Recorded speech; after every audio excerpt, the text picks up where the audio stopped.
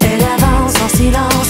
Derrière son sourire, je vois des larmes, je vois son cœur et son... Pour vous, c'est quoi l'intimidation? Tu sais, des fois, tu vas peut-être dire juste une petite niaiserie que tu penses que pour toi, c'est comme normal, c'est juste tu taquines une autre personne, mais tu sais, ça a tellement des fois une grosse impact sur quelqu'un, là, puis tu sais jamais qu'est-ce qui peut arriver après, là. Parce que c'est vraiment important que ça arrête. Parce que même si c'est juste une blague niaiseuse qui revient à chaque jour, c'est quand même de l'intimidation. C'est comme si on était comme un mur, puis on n'arrêtait pas de nous rentrer des clous dedans. Puis même si on s'excuse par après, là, il reste quand même des trous. Sans voir ce qu'elle a à donner à chaque humain son... Il doit sûrement avoir ça dans la tête à chaque fois, puis à chaque fois qu'il va aller à l'école, il va avoir peur de la personne qui va se faire intimider. Fait que ça sera pas vraiment les plus belles journées.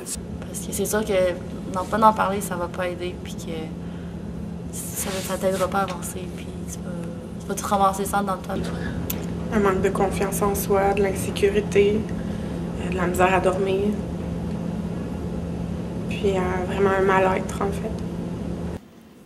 T'sais, on s'en rend pas compte, mais des fois, quelqu'un pourrait même aller jusqu'à penser au suicide. C'est vrai, là, puis on aurait dit qu'on se le cache souvent, puis qu'on dit non, ça arrive juste aux autres, là, mais ça pourrait tellement arriver à quelqu'un qui est proche de nous, puis ça, on aurait dit qu'on le réalise comme pas.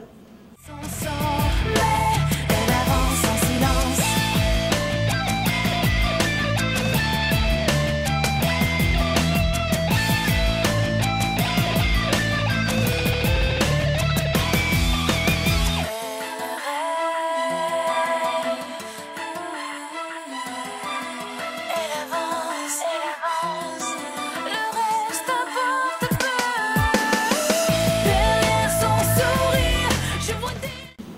Je pense pas qu'il y en ait une qui fait plus mal qu'une autre. C'est l'intimidation, ça reste une intimidation, puis ça a juste pas sa place, puis n'importe quoi fait autant mal.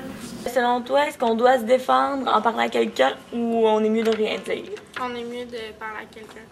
OK. Parce que tu peux t'exprimer, dire ce que ça te fait, puis avoir confiance en quelqu'un puis pouvoir en parler, c'est sûr que ça fait toujours du bien. Si c'est à l'école, en parler de quelqu'un qui est peut-être un professeur ou comme à l'école, un protecteur de l'élève. Tu sais, oui, là, quand on est jeune, on se dit hey, « j'irais pas voir un prof, ça a l'air niaiseux », mais ça l'est pas, là.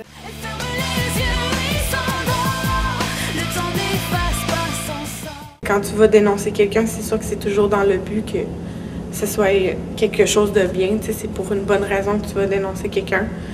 C'est peut-être un moyen que des gens prennent pour aller dire d'autres faits qui sont peut-être pas nécessairement vrais, qui se sont pas nécessairement produits.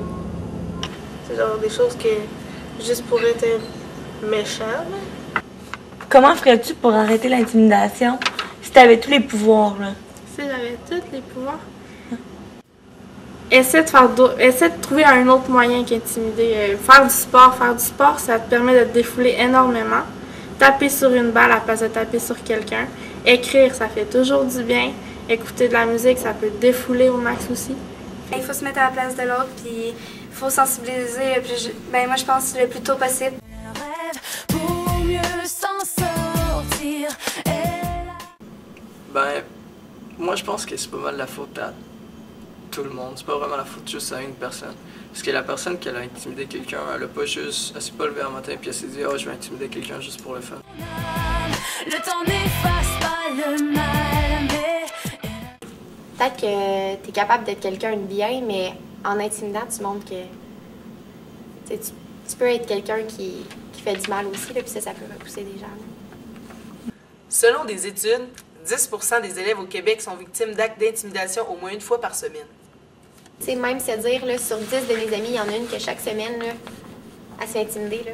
Ça fait de quoi, là? Tu sais, ça a l'air niaiseux, là, on pense que ça va toujours exister, mais non, là, si on se le met tout dans la tête, là, ça peut bien s'en aller à un moment donné, là, je peux pas croire. La sienne est vide, mais elle y croit encore. Tôt ou tard, on finit par comprendre qu'avec le temps, la douleur s'évapore.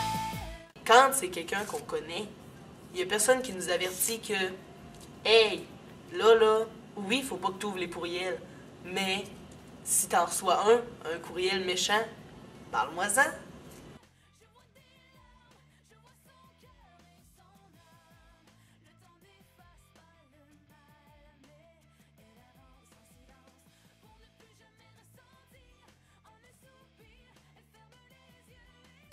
Dans 22% des cas, les témoins viennent en aide à l'intimidateur.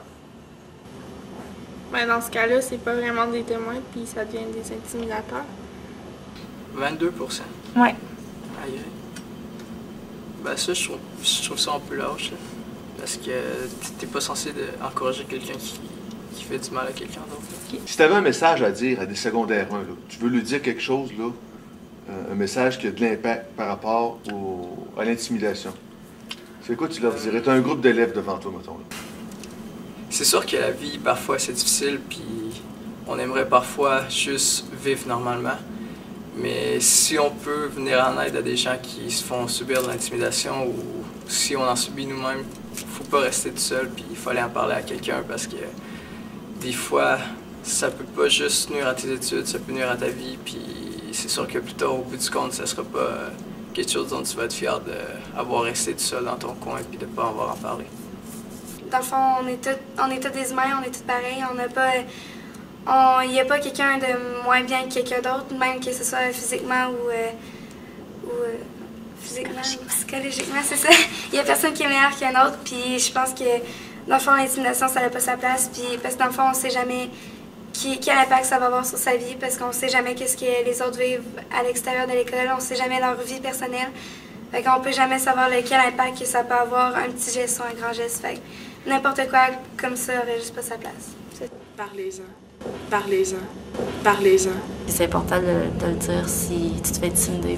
Si vous vous faites intimider, ben allez en parler car on peut vous aider. Ça peut aller loin aussi, l'intimidation.